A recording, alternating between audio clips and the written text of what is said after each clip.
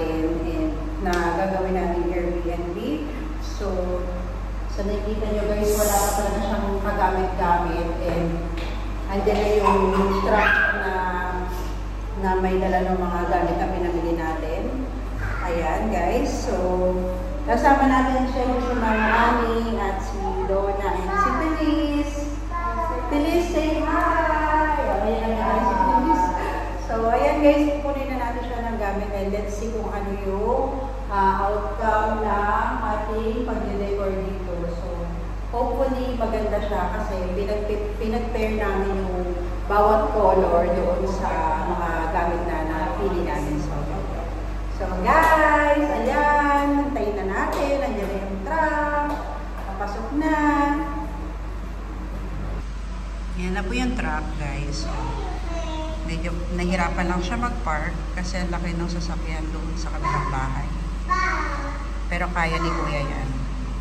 Hey guys, so ayan po, dito kami nipili sa room 1 natin. So nagkabit na po.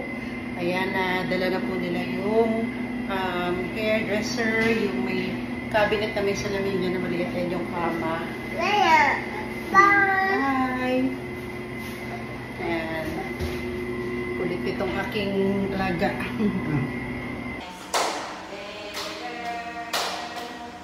Excavator!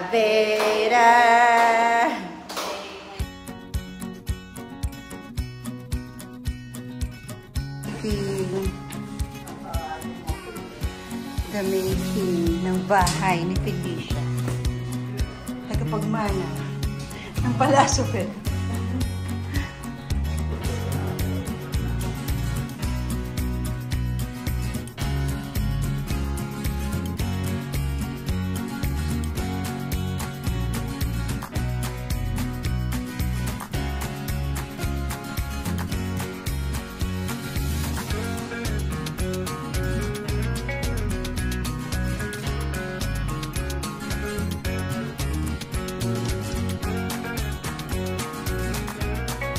Tapos, nire-ready na rin yung para sa kisame.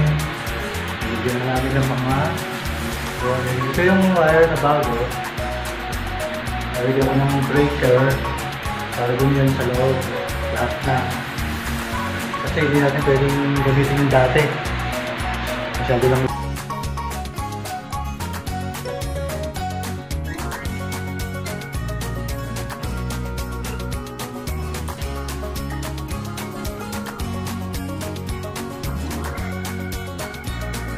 Ayan, bali ito kasi nasa gitna ito eh. Tapos kung papalitan natin yung parang basket, medyo dito siya pupwesto. Tapos may pin lights tayo sa sulok. Ayan, mga pin lights natin.